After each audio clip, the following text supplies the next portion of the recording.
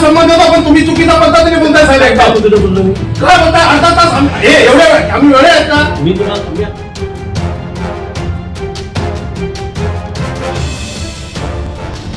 सब में पहला वो बुलडोजर तो चलेगा नहीं, और अगर बुलडोजर चला तो उस टाइम पर वो बुलडोजर का तोड़ने का काम सब में पहला ये आरिफ शेख ये धारावी की जनता के लिए करेगा.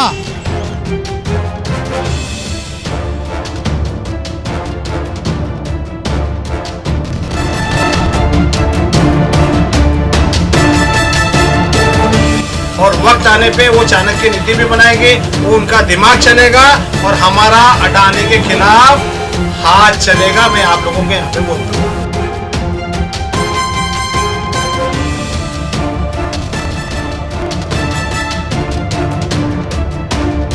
हम लोग ने सब जो है वातावरण को लाइन पे लेके आ गया है. लॉ एंड ऑर्डर भी अभी लाइन पे है.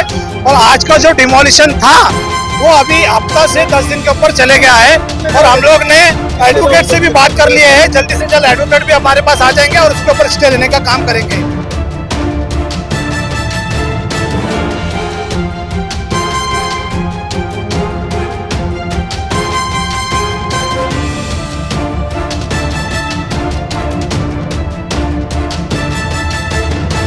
आफाक अहमद और आप देख रहे हैं न्यूज़ NSO इंडिया.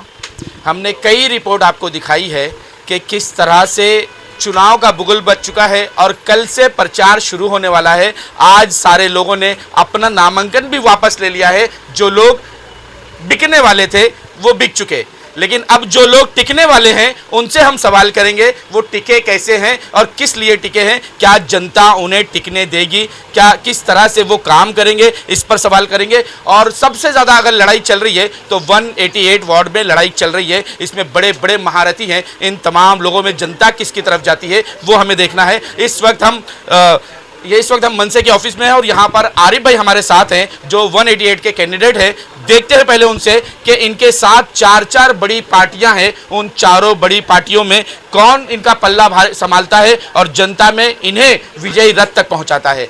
अरे भाई, हमारे चैनल में आपका स्वागत है. सबसे पहला सवाल मेरा यही है कि ये वार्ड जो है बहुत ही परेशान वार्ड है. इसके अंदर बहुत सारी ऐसी दिक्कतें हैं जो आप देखेंगे और सुनेंगे तो दंग रह जाएंगे. इन तमाम दिक्कतों को, इन तमाम समस्याओं को किस तरह आप पूरा करेंगे? सब में पहला कैसा है कि आज 20 साल से मैं ये पार्टी में हूँ. और रहा आपने एक दिक्कत कैसा है कि आज जितने भी आप तो खाली इधर की आज 188 की बात कर रहे हैं, जबकि राज साहब ने पूरे महाराष्ट्र का पोस्ट दिया है. और मैं पूरे महाराष्ट्र पर जाके जितनी भी दिक्कतें हैं वो दिक्कतों को मैंने दूर किया है. तो रहा धारावी की जो भी दिक्कत है वो हमारे लिए कुछ नहीं, क्योंकि हम लोग 20 साल से ये काम कर रहे हैं. चाहे वो वाटर का काम रहने दो, चाहे वो मीटर का काम रहने दो, चाहे गटर का काम रहने दो. हम लोग को जब गटर का भी प्रॉब्लम रहेगा तो गटर में उतरने के लिए भी हम लोग तैयार है. तो उसमें हम लोग काम करने में कभी भी पीछे नहीं है. करके तो आज बोलते हैं ना, जो भी है प्यार मोहब्बत से हम लोग का अगर काम होता है तो ठीक, नहीं तो मनसे स्टाइल में काम करते हैं और वो काम होता ही रहता है. तो हम आपके इसी ऑफिस के पीछे मुस्लिम नगर है, आगे चले जाए इंदिरा नगर है, टेकड़ा मस्जिद है. 35 साल से ज़्यादा हो गए यहाँ पर आबादी बसे. वहाँ आज तक कोई शौचालय नहीं है. वहाँ की महिलाएं एक आधा किलोमीटर दूर जाती हैं, चाहे वो बूढ़ी हो चाहे वो जवान हो, हर एक को वहाँ से आधा किलोमीटर दूर शौचालय के लिए जाना पड़ता है. देखिए, सब में पहला यहाँ की जो MP है या MLA है, यहाँ के जो नगर सेवक है वो फेलियर है. वो फेलियर होने की वजह से ये आपने कहा कि भी आधा 1 किलोमीटर उनको जाके शौचालय के लिए ढूंढना पड़ता है, तो ये फेलियर है. और यहाँ की जनता आपके बाहर पूरी समझदारी से सम्मानीय राज साहब, सम्मानीय उद्धव जी, सम्मानीय शरद पवार जी, उनके ऊपर विश्वास बताते हुए रेलवे इंजन को वोट करेगी. और 16 तारीख को वो जो है रेलवे इंजन महानगर पालिका मुंबई की वहाँ पे वो उसको भेजने का काम उम्मीदवार करके नगर सेवक बना के भेजेंगे. फेलियर नहीं, वहाँ पर दादागिरी है. वहाँ पर एक शौचालय बनाया गया और शौचालय में कार्यकर्ता कब्जा करके आज भी घर बनाकर रह रहे हैं, बंगला बनाकर उस शौचालय में रह रहे हैं. कोई बोलने वाला नहीं, कोई कुछ करने वाला नहीं. देखिए, अगर इस तरीके की कोई हरकत कर रहा है, ये आपके माध्यम से मेरे को मालूम हुआ, मैं आप लोगों को ये आज का जो ये आप इंटरव्यू ले रहे हैं उस माध्यम से मैं बोलता हूँ, इस तरह की अगर दादागिरी होती है तो दादागिरी का जवाब दादागिरी से दिया जाएगा।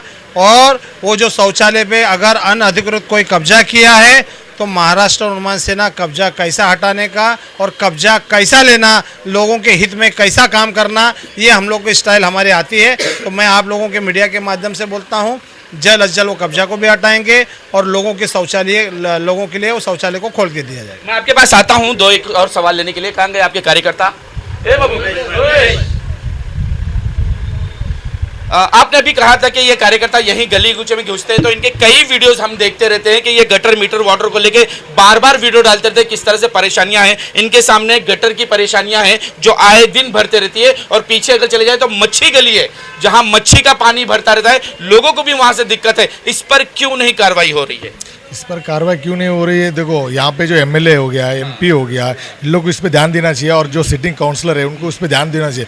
फिर भी हम लोग हमारा पावर से जो राज साहब ने जो पद दिया शाखा अध्यक्ष करके, उसमें से हम लोग पूरा मेहनत करके कोशिश करके बीएमसी वार्ड पे, जीनर्थ वार्ड पे हम लोग जाके लेटर देकर अपने जो मेरे हिसाब से जो होता है ताकत, खड्डा खुड्डा हो गया, जिधर अपना गटर का पानी हो गया, जिधर नाला ये हो गया, शौचालय का प्रॉब्लम हो गया, हम खुद उतर कर अपने साहब ने जो पद दिया उसका ताकत में जितना हो सकता है उतना कोशिश करके हम लोगों ने सॉल्व किया है। इसीलिए आज ये 18 वार्ड पे मनसे का सीट, राज साहब ने ये मनसे का सीट दिया गया है, इसीलिए कि यहाँ पे हवा है मनसे का भी।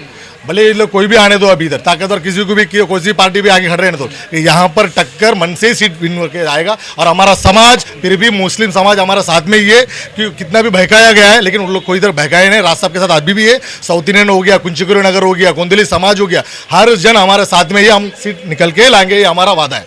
मैं आपसे जानना चाहूँगा सिर्फ इतना कि जिस तरह से आप देख रहे हैं कि ये इलाका, ये वार्ड जो है इसमें पूरा मिक्स है, इसमें मुस्लिम समाज भी है, इसमें महाराष्ट्रियन भी है, इसके अंदर यूपी बिहार वाले भी हैं और इसके अंदर साउथ इंडियन भी हैं, तो कैसे आप उनको कन्विंस करेंगे? क्योंकि हमेशा हमने देखा है कि एमएनएस से लोग दूर ही रहते हैं, वो भाषण सुनने तो आते हैं लेकिन शायद वोट के टाइम जो है बूथ पर उनका वोट नहीं दिखाई देता, तो कैसे आप कन्विंस करेंगे? देखिए, ऐसा है, यहाँ का जो काउंसिलर है वो आप जो समस्या बता रहे हैं, जो काउंसिलर था उसके पीरियड का, तो मतलब उसने काम किया ही नहीं है। आप खुद बयान कर रहे हैं कि उसका ये समस्या बाकी है, तो इसका मतलब काम किया ही नहीं, और जनता भी बोल रही है ये काम नहीं किया है। जब हमारा महाराष्ट्र नवनिर्माण सेना बोलता है आप मुंबई में है तो मराठी है, कौन सी बड़ी बात है, कौन सी गलत बात है? जो यहाँ महाराष्ट्र में रहता है वो मराठी है, जो महाराष्ट्र के लिए लड़ेगा वो मराठी है। यहाँ भाषावाद नहीं है, भाषावाद जो है एक विशिष्ट पक्ष है। देखिए, भाषावाद तो अभी नहीं शुरू किया है ना, आप ही ने लोगों को मारना शुरू किया। नहीं, गलत है, आपका जो सोच है वो गलत है। हमारे लोगों ने मारा किसको? रेलवे भर्ती के टाइम हमारा मारपीट शुरू हुआ। क्यों शुरू हुआ? जब महाराष्ट्र में रेलवे की भर्ती हो रही थी, महाराष्ट्र डिवीज़न के लिए भर्ती हो रही थी और महाराष्ट्र में ही एग्ज़ाम हो रहे थे, उसका इश्तिहार महाराष्ट्र में दिया ही नहीं, वो इश्तिहार यूपी में, वो इश्तिहार बिहार में। जब हमारे ही कार्यकर्ता के भाई बंद वहाँ से आते हैं, हम उम्र वाले, जो यूपी वाला भाई हमारा महाराष्ट्र में रहता है, बिहार वाला भाई महाराष्ट्र में रहता है, वहाँ उनके बच्चे ग्रेजुएट किए, डबल ग्रेजुएट किए हैं, और उनके चाचा मामा, उनके लड़के लोग ग्रेजुएट वाले वहाँ से एग्ज़ाम के लिए आते हैं। ये बच्चे लोग को जब मालूम नहीं है कि अरे हमारे महाराष्ट्र में है, मैं महाराष्ट्र में हूँ, इश्तिहार ही नहीं, अगर इश्तिहार होता तो मैं एग्ज़ाम देता तो मैं पास होता।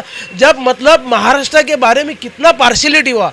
देखिए, उसके बाद एक सम्मानजनक एक बात हो गई, उस वक्त की रेलवे मंत्री थी ममता बनर्जी, उन्होंने तुरंत उसके बाद एक जीआर निकाला, जो स्टेट में एग्ज़ाम है, जो स्टेट के लिए भर्ती है, वो स्टेट में उसका इश्तिहार कंपलसरी कर दिया। उसके बाद देखिए, हमारे महाराष्ट्र से करीब 35 से 40 हज़ार लोग रेलवे में लगे, उसकी देन है महाराष्ट्र नवनिर्माण सेना।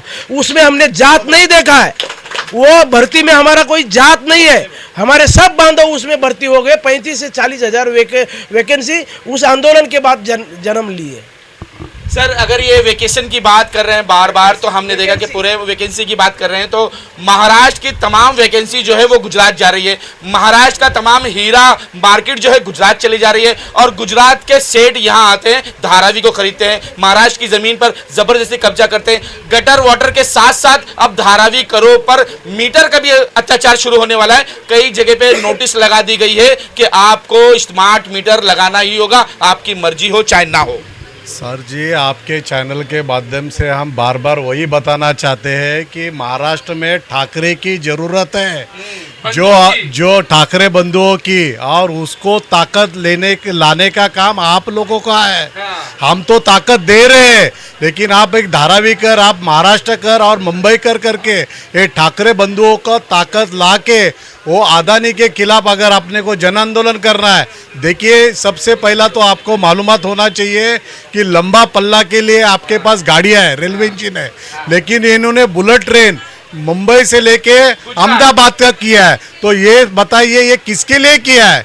इनको मुंबई को गुजरात को देना है। अभी जाग जाओ, अब मेरे भाइयों और बहनों जाग जाओ और ठाकरे साहब को हमारे ताकत दो, ताकि बीजेपी को अगर बोलते हैं ना कि कोई रोकना चाहता है तो सिर्फ राज साहब ठाकरे के अंदर वो गट्स है, और वो गट्स को आपको उनको क्या बोलते हैं विधानसभा में, कॉरपोरेशन में या खासदारकी में आपको जिता के लाना है, तो बीजेपी तभी रुकने वाली है। अभी आप मेरे को बताओ, महाविकास आघाड़ी में कांग्रेस थी, आपको मालूम है। आज मेरे को बताओ, कांग्रेस सब जगह युति कर रही है, लेकिन मुंबई में नहीं कर रही है। क्यों नहीं कर रही है? आपने उनके साथ चीटिंग किया था ना, इस वजह से। क्या चीटिंग किया आप बताओ मुझे, आप मुझे चीटिंग बताओ। वो मैं आपको दिखाऊंगा पहले, लेकिन मेरा पहला जो अगला सवाल सुनिए, अगला सवाल ले लीजिए पहले। हमने सवाल होना चाहिए। हाँ होगा। हमने एमपी दिया, हमने एमएलए दिया, वो सारे लोग आज दिखाई नहीं दे रहे हैं धारावी करो के साथ। कहीं ऐसा भी ना हो कि आप भी जीतने के बाद हाथ मिला ले और धारावी करो को छोड़ दे। सर, हमने आज तक ये काम नहीं किया। देखिए, हमने आपको पहले से बोला है कि हमारी सत्ता रास्ते पे है। रास्ते पे है बोलेगा तो क्या, हम जन समुदाय के साथ है। हमें पैक रूम नहीं चाहिए कि जो मीटिंग करे और अंदर के अंदर पेटी भरे। वो काम हमने नहीं किया, और हमारे राज साहब ने ये काम सिखाया नहीं है। आज भी हम आपको बोलते हैं, हम कॉर्पोरेटर हमारे आरिफ भाई बनेंगे तो वो रास्ते में ही खड़े रहेंगे लोगों की सेवा करने के लिए। इनके सवाल का जवाब अब हम आपसे लेंगे कि इन्होंने कहा कि क्या चीटिंग किया, तो यहाँ जो खबर निकली और जो कहा गया है कि जो सीट हमें चाहिए तो वहाँ नहीं देगी, जहाँ उनकी सीट गई हमने उनको मेहनत किया, हमें नुकसान हुआ, तो इस नुकसान को हम दोबारा नहीं उठाना चाहते। मैं उसके पहले एक बात बताऊंगा। हमारे सामने बोला बच्चा भगाने का टीम आया है। अच्छा। बच्चा भगाने का वो मुहावरा यहाँ लागू होता है। आप देखिए, महाविकास आघाड़ी में कांग्रेस थी, उनको महाराष्ट्र में हर जगह में महाविकास आघाड़ी के साथ है वो, मुंबई में नहीं। क्या मन से सिर्फ मुंबई में मारती है? हो सकता है देवेंद्र जी से सेटिंग हो गई हो। देखिए, मैं जो बोलने वाला हूँ वो आप बोल दिए, मतलब आपको पता है कि उनका सेटिंग हो चुका है।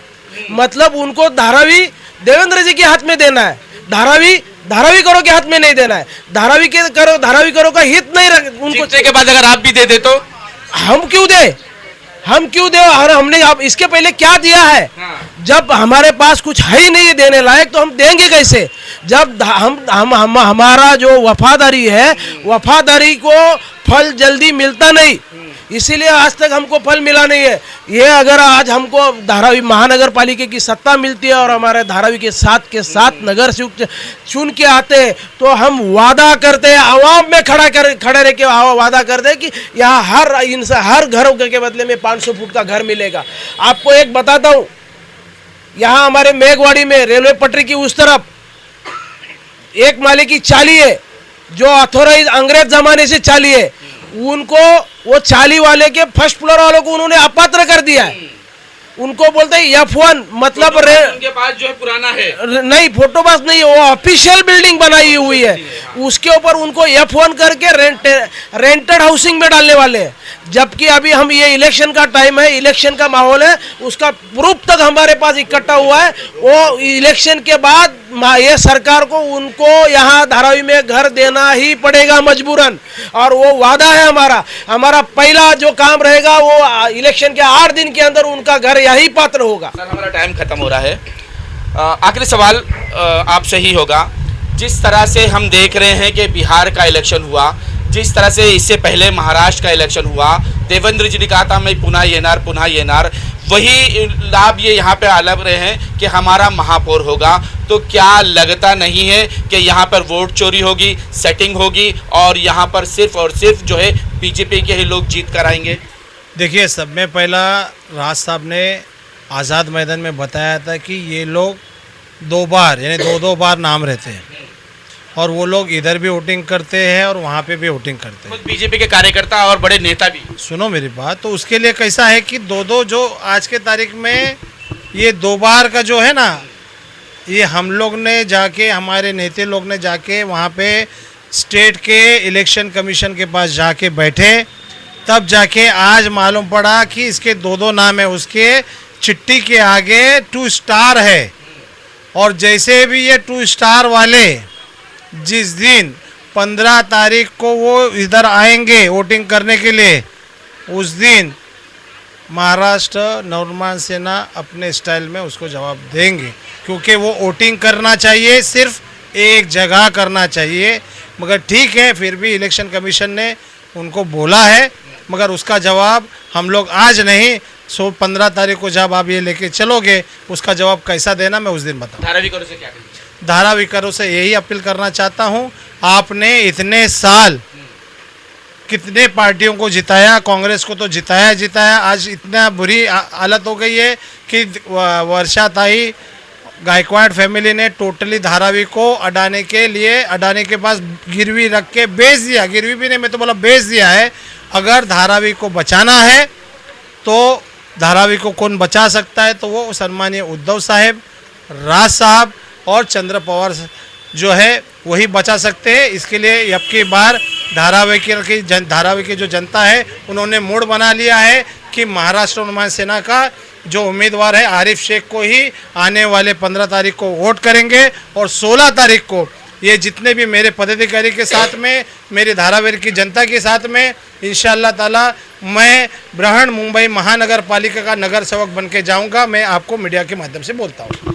जिस तरह से आपने देखा कि यहाँ पर जो लड़ाई चल रही है वो महापौर की लड़ाई है, पूरे महाराष्ट्र में सिर्फ महापौर की लड़ाई है, इसलिए कि बीजेपी चाहती है कि जब महापौर उनका होगा तो उनके चयन जो है वो कंटिन्यू होते रहेंगे और पूरे उनका महापौर जो है वो अडानी के इशारे पे काम करेगा और मुंबई की एक एक ज़मीन जो है उनको दे दी जाएगी। लड़ाई ये है, लेकिन धारावीकर जो है वो अपने छत के लिए लड़ रहे हैं, उन्हें चाहिए कि उनका छत बच जाए, लेकिन इसमें किस पर भरोसा करे? उन्होंने आमदार को जिताया, खासदार को जिताया, अब बारी नगर सेवक की है। जब आमदार कुछ नहीं कर पा रहा है, खासदार कुछ नहीं कर पा रहा है, तो एक नगर सेवक क्या कर लेगा? लेकिन उम्मीद हर एक की लगी हुई है, क्योंकि ये तमाम बीएमसी का मामला है। अगर बीएमसी में आपका अगर नगर सेवक जाता है तो हो सकता है कि आपकी छत बच सके। लेकिन एक सवाल और उठता है जो जनता पूछना चाहती है, जनता के तहत हम पूछना चाहते हैं कि धारावी में 100 में से 90 लोगों को अपात्र किया है, तो वो अपात्र लोगों का डॉक्यूमेंट क्या पात्र रहेगा? क्या वो वोट देने के लिए वैलिड रहेंगे? ये भी सवाल सरकार से है। जब उनका घर ही अपात्र हो गया है तो घर पे ही, घर के एड्रेस से उनका वोटर आईडी बना है, उनका पासपोर्ट बना है, उनका लाइसेंस बना है, वो सब रद्द हो जाएगा। तो ऐसे रद्द वाले पेपर से क्या वो इस चुनाव में वोट कर सकता है? और अगर वो करता है तो वो नगर सेवक क्या वैलिड होगा? क्या वो महापौर वैलिड होगा? ये सबसे बड़ा सवाल है। आज तक के लिए इतना ही। देश विदेश की खबरों के लिए देखते रहें न्यूज़ NSO इंडिया।